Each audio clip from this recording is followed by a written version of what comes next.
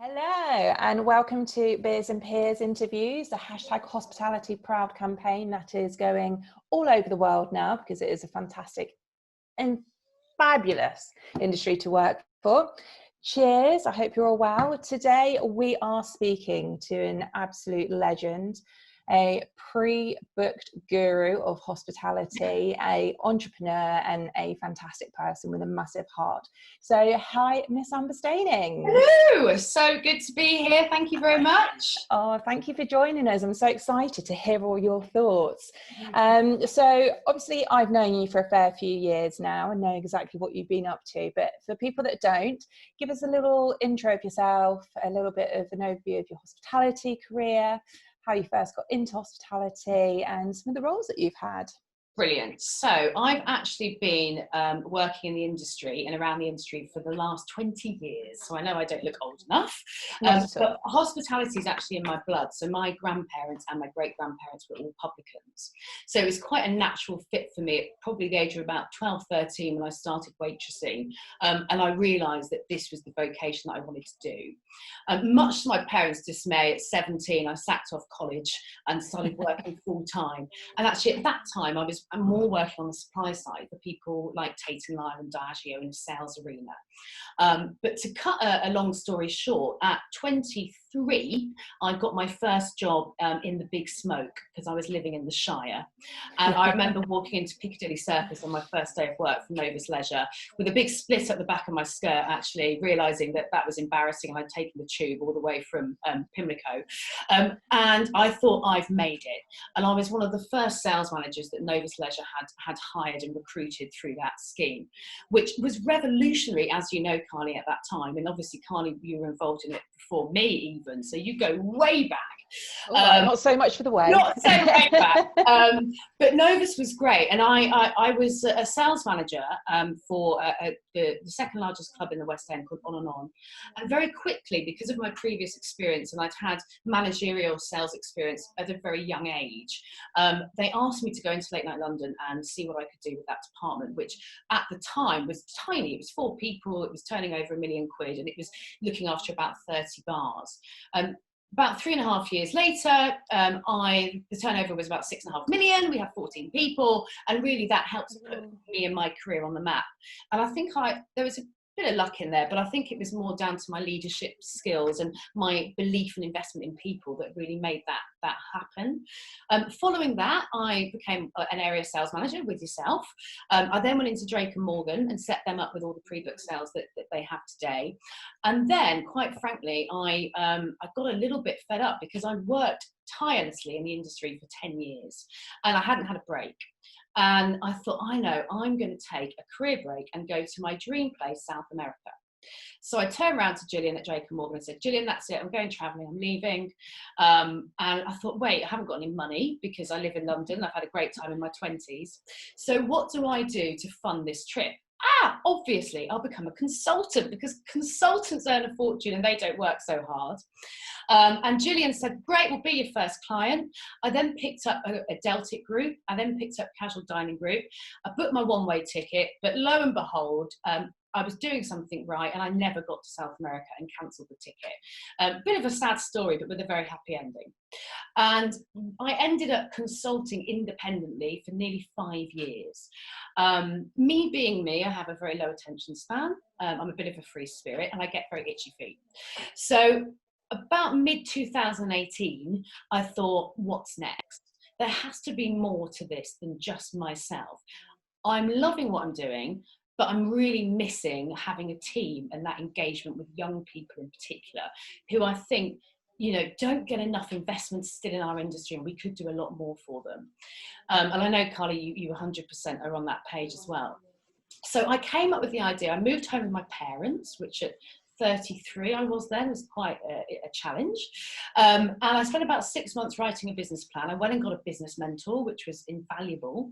And I launched Bums on Seats in January 2019.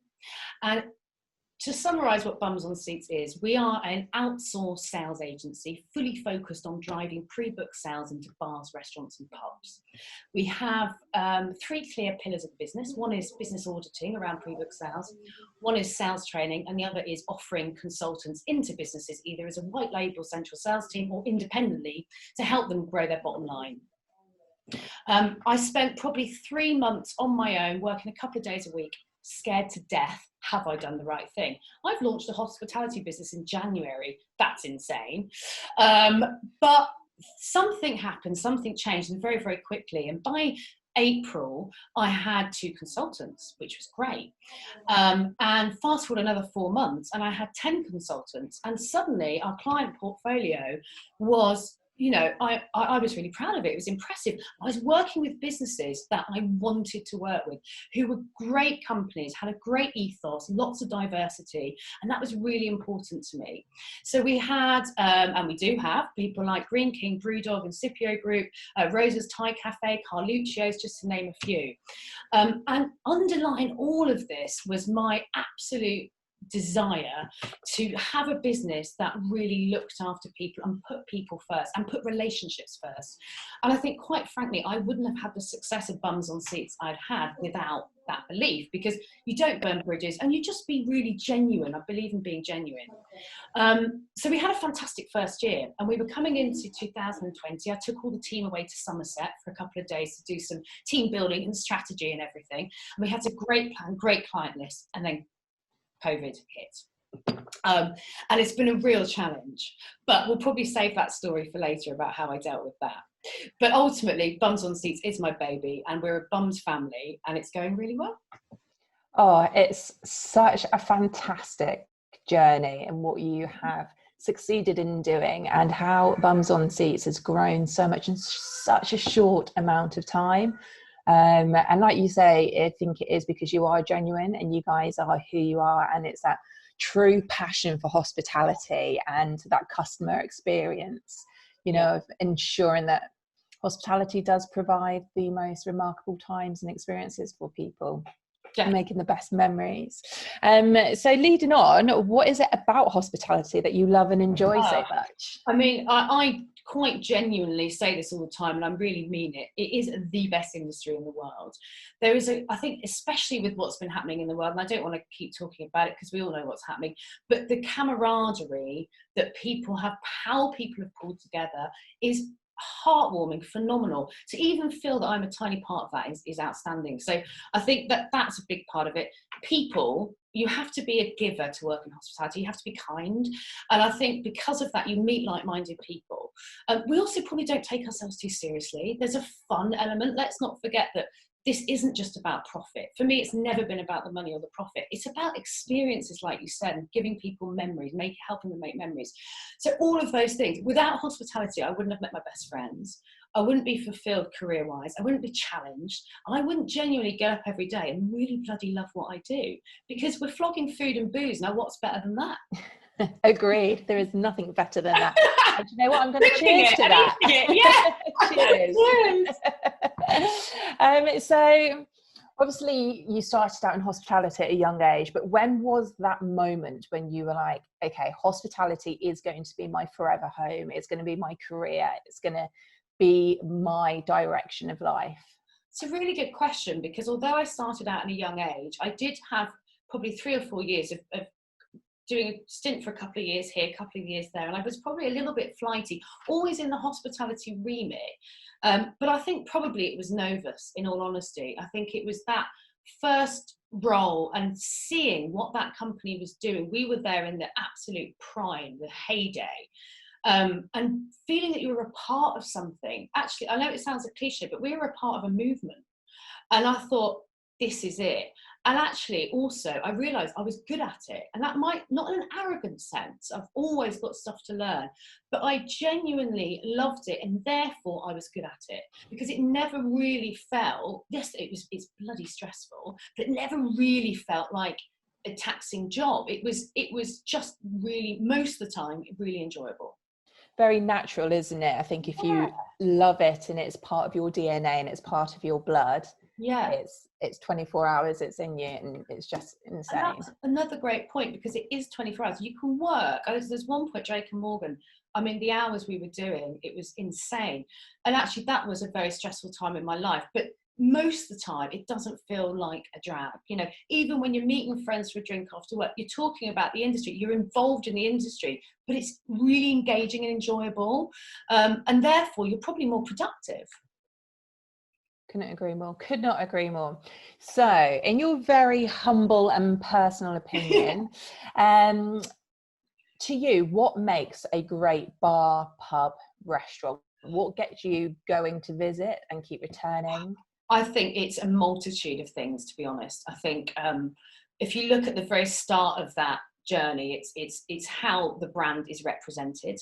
And I think more and more, especially as millennials and younger, we really care about the brand ethos, representation, how they appear online is really important. So that's key.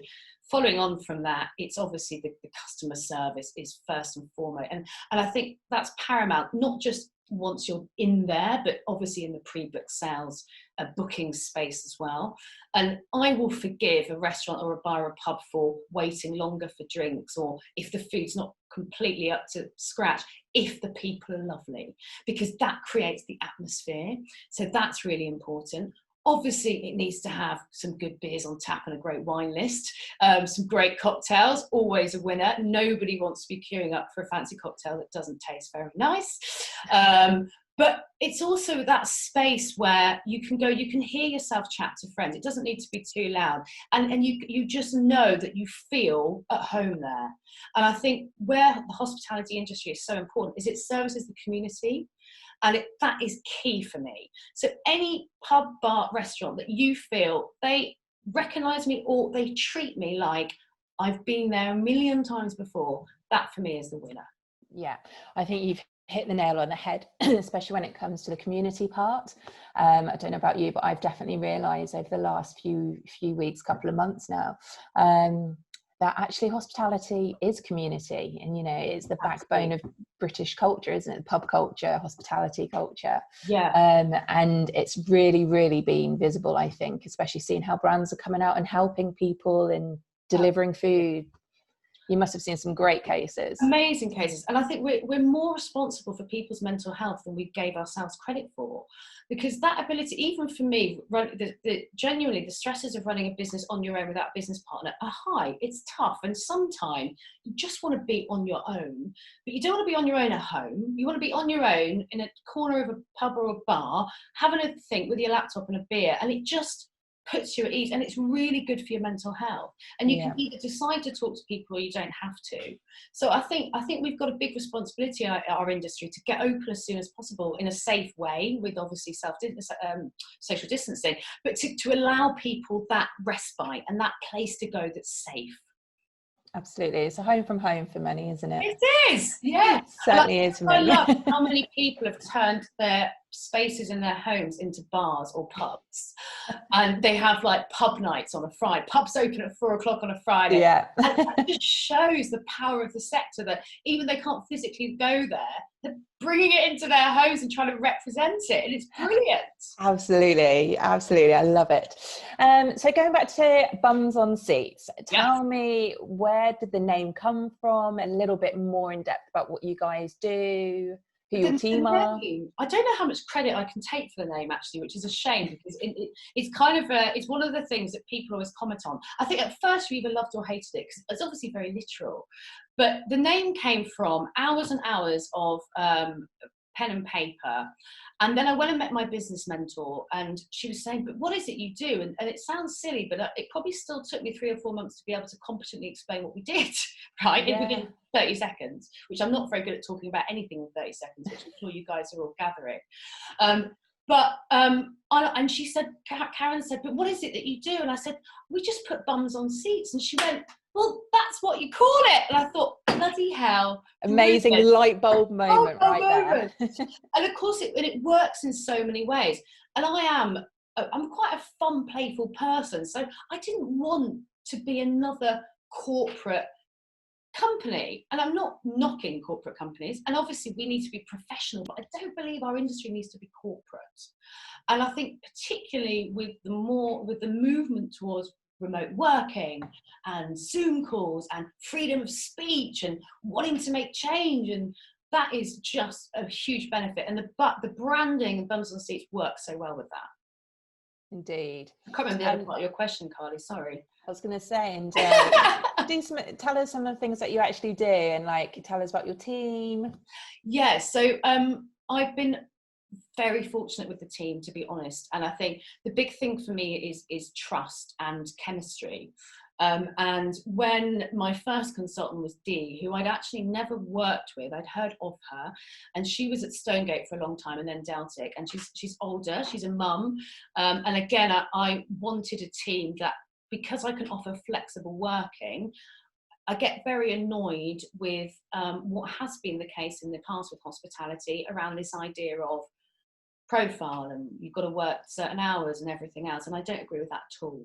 So I'm really proud to have a mum. I'm really proud to have lots of different ethos and diversities in the business, and everybody brings something different. So I didn't want a team of carbon copies. I want people to have a personality. I want them to feel that they are as important and integral to the business as I am, and therefore there are no ideas that are off the table, and there's no critique that's off the table either. And you've got to create that environment. So yeah, it's brilliant. So I've got an expert in late night. I've got an expert in the restaurant and casual dining sector. I've got an expert in group sales. I've got an expert in events and weddings and that whole private hire space. I've then got a more junior team who we're training, who do a big contract for us for Green King, who are fantastic. And again, with those guys, it's about, I don't care what background you've got or what experience you've got. I care about your attitude and I care about your personality. And they've got that in abundance. And they've been so loyal, Carly, because unfortunately, when all of this happened, 90% of my workforce had not been self-employed for 12 months. So they didn't get any government help at all. So my biggest element of all of this was look after your people. And I think there have been companies, unfortunately, that haven't done that. And people have a long memory. And I know that I have looked after my people, and I still maintain 9 consultants, even now with a client base that has obviously temporarily diminished. And therefore, the work we've been able to do now and what we're going to do after this is key, because staff turnover is the worst thing for me. And it's a big struggle in our industry. You've got to look after people, because then they will deliver. It's that simple. I mean, that's just like music to my ears and just shows what an incredible leader you are. And, you know, hospitality is people. So you've got to look after them, like you say. Yeah. So being an entrepreneur and a business boss. I still struggle with that word, entrepreneur. It's almost like, am I? That's me. Hold on. That's me? But yes, that is you. I'll take it. Business owner, boss lady. Yeah. What's been some of your struggles in, you know, the last year and 3 months? God. I think the first one is people don't always give you the best advice, and you have to be true to what you want to do. And unbelievably, people said to me, your business model isn't going to work. They only ever want you to work for them. How is it scalable? And I have loved proving them wrong. And they weren't saying it in a spiteful way or a negative way. It was because genuinely in their head, they couldn't see the vision. Yeah. For me, being true and holding on to that vision is really important. And there are times where you do have a crisis of confidence. And I don't want to harp on about being a woman, but obviously I am. And I think as a woman in particular, you do get a bit of imposter syndrome. You do think, am I good enough? You have a crisis of confidence. And it's that strength to say, stop this. I've been working 20 years for this. And I know there is nothing else I should be doing or nowhere else I should be. So that's been obviously good and bad. Cash is king, right? And I'm not actually very good with money. I'm very generous, but learning cash flow and all of that, and being sassy with the money side. When I was an independent consultant for 5 years, I got that so wrong. I had a great time. I was going on holiday. I was spending loads of money, and I'm not normally, as you know, that materialistic. But I just went, this is great.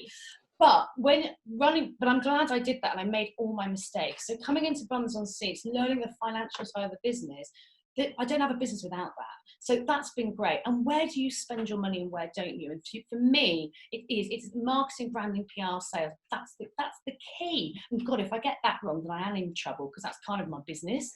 And then I think other struggles is time. Massively time. I'm so constantly worried about, I am not taking my time enough to actually listen, because I've got a million things going on. And you miss your friends and family. And I've had to say to all my friends, guys, I'm probably not going to be around as much, or when I am, I'm going to be knackered, or and that's really hard, because it is a life dedication. But on the flip side, without my friends and family, I wouldn't have been able to do it. Because if you've got that support network, everything is manageable. Everything. It doesn't matter what happens, everything's manageable as long as you've got a support network. And mine is bloody amazing. So fantastic. Which brings me quite nicely into a question that I want to ask you about current situation. Obviously, the world is someone who I spoke to in Australia said that they're calling it the Great Pause.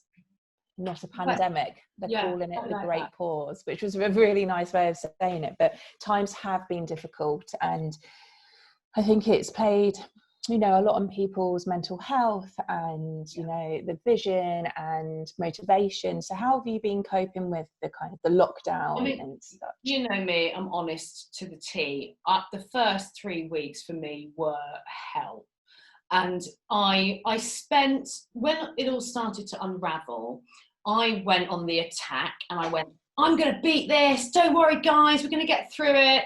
And probably very naively, actually, didn't really compute what was happening. When it sort of finally ticked was when I had one particular week where every single day was another phone call saying, we're shutting down. We need to, stop work. And it was heart-wrenching. And I will never forget the Zoom call I had with my team, where I quite frankly I burst into tears, and I said, guys, we've got no option, that's it. We're done. And I didn't mean done as in the company folding, we're done, but we're done as in I can't do anything else to help you. And therefore we need to talk about what we do now. What can I do? What's the minimum I can pay you to keep you going, because they don't get help from the government? So it was really awful. And I went quite into myself. I definitely struggled with motivation. I buried my head in the sand a little bit. And I moped and felt a bit sorry for myself, which I have a tendency to do, unfortunately. But it doesn't last very long. And I don't know what happened. I think I was so sick I was isolating on my own as well. I then realised I was going to go down to my mum and dad's. I wasn't going to leave the flat for 2 weeks. And I thought, how the hell am I going to let my business fold after all of my hard work and commitment because of this, when it's so out of my control? So I said, okay, what can I control? What can we do? Let's look at the finances. Let's speak to my bookkeeper, who, bless her, has been working for free for me. Let's really work this out and what we need to do to survive. I bought big sticky A4 pads of paper, and I just went brainstorm, and I worked and I rewrote the business plan, and I rewrote a contingency plan, and I got the team back on a Zoom call, and they all agreed low rates and were amazing. And we said, right, let's just go for it. And so for the last 3 weeks, life has been better. For us, and thankfully Green King, who are just incredible, have kept us on for project work, and they have been so supportive. And I know we're going to get our clients back, I hope, but actually it's given me an opportunity to look inward and go, okay, what can I do better? And that's really powerful. So what, bums on seats? What is your point of difference? What actually makes you better? And therefore we're working on some super exciting stuff, which I won't give away now, but stuff in the kind of sales training arena, stuff in the supporting young people arena, stuff in the just being bolder with what we believe in. And that's been super. So it's been good, but it's been tough, mate. And quite frankly, the year we were supposed to have this year, I just accept that's a write-off. It's not, that's it. We just have another year like we had year one, and then everything I wanted to do really, that financially, that goes into year 3, and that's okay. You just reset and you move on. I love that. It's such an amazing outlook, and your team must be in awe of you. That's all I can say, because it takes an amazing leader to help get their team through such tough times, especially in such uncertainty from the world. But honestly, there are times where I thought, I don't think I can get on this Zoom call and be, woo! And there are times where, quite frankly, I've said to the guys, I need to take a day off. I think also I was probably reaching burnout anyway, because I had ran so fast. The business had grown so quickly, which again, people used to say to me, oh, you're growing too quickly. And I was like, sod that, why wouldn't I? If the work's there, I'm not going to turn it down. Are you mad? So I probably got to the point where I just needed a bit of a break, and I have, for me, I have slowed down. And it's about quality of work, not quantity of work. And that's exciting, because if we can get the quality bit right better, not saying we had it wrong, by the way, but make it even slicker, when we grow again, we've got the right foundations. And the risk when you grow quickly, of course, like we know in hospitality businesses, is you lose some of those foundations. So there are positives, but I'd rather it hadn't happened. Me and you both. There's a limit to how positive I can be with this, Carls. That's probably it, to be honest. That's all you're getting. That's it. Moving on. So if you could sum up hospitality in a word or a phrase, what would you say to people that might be watching this, that are thinking about going into hospitality, or people that are just looking for, why am I in hospitality right now? Yeah, I think for people that are looking to go into it, if it is an industry that demands passion. So I think passion's a really good word. If you have a genuine passion for the food and drink industry and for people and relationships, then it's the right industry for you. But there is also an awareness that it is incredibly hard work. And it's not always, you don't always get the rewards of that immediately. I think hospitality for me is a long-term career, other than, obviously, that's a silly thing to say, because students coming in, thank God for them, we need our overseas workers, we need all of that. But in terms of a career path, it's a slog, right? It's not, you don't get rich overnight. I think in terms of, if you're in the industry and you're feeling a bit low, I don't bloody blame you. I think everyone that's on furlough, everyone that, God, if you lost your jobs, that is difficult. And I think the question still goes back to me to really simple. Am I still passionate about what I do? And if the answer is no, that's okay. If the answer is, I'm having a tough time, but yeah, I still am, then it's still the right industry for you. Because I think if you lose the passion, you lost the industry. Indeed.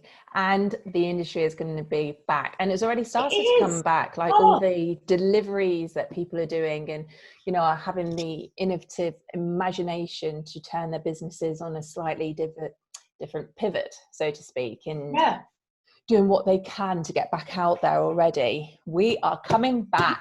And we've got to do it together.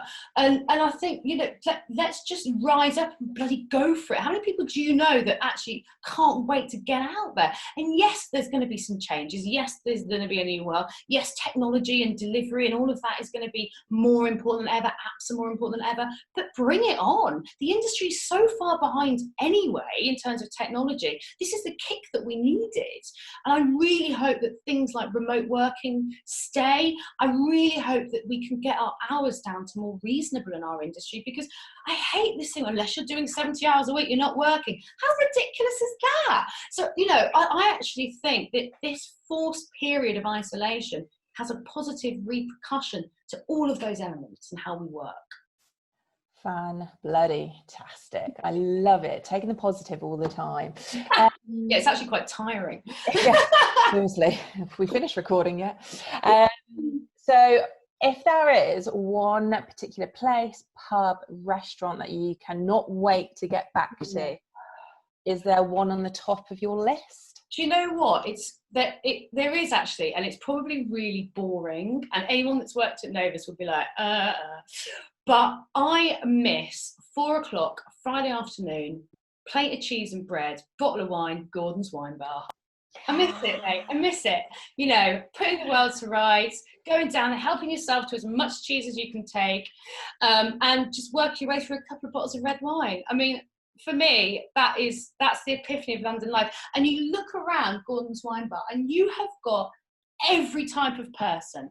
Does not matter, you know, from every race, colour, creed, background, and it fills my heart with joy because that's why London's amazing. So yeah, I'll put Gordon's up there, which is bad because they're not even one of my clients. Sorry, guys. It's all about honesty. It's all about honesty. They definitely don't need bums on seats. They're rammed. Yeah, I think they're all right, but I'll definitely see you there at 4:00 one Friday, hopefully. What would be yours, Carly? Have you got one? Mine, do you know what? I want to go to the local pub. Yeah, local boozer. The local boozer, which is a home from home. It's where you pop in on the way back from work, even though we work in pubs.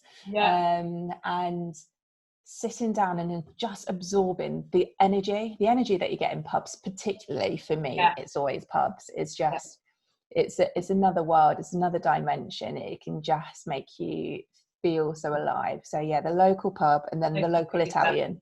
That is what I'm waiting for. Local boozer, I said. Long live the local boozer. So, finishing this amazing chat that we're having, what is your #hospitality proud moment? Now, I'm sure you've got many because you've had such a successful career. Oh, thank you. But is there any that's real standouts? I mean, it's an emotional question for me for many reasons. And I'm going to give a really obvious, boring answer, but unfortunately, it's the truth, and it really is bums on seats. And I think when I took that team to Somerset for a couple of days, and seeing the commitment and the power that we've created, and the genuine belief in wanting to make positive change, and the care and how much we really care about our clients and the whole sector, that I felt, God, in 12 months, I've done this from a tenner, you know, and just a really, you know, working hard in a long career. So that is it. And I know that might sound a bit boring, but that is the truth. It is bums on seats, yeah. There's nothing boring about that. It should be your #hospitality proud moment, and your team and your clients. I am sure I'm very proud of you and very thankful for you as well. Oh, thank you so much for giving a little talk and a little chat and having a beer with me. Cheers, everybody. Here's to hospitality proud. Woo! And see you soon.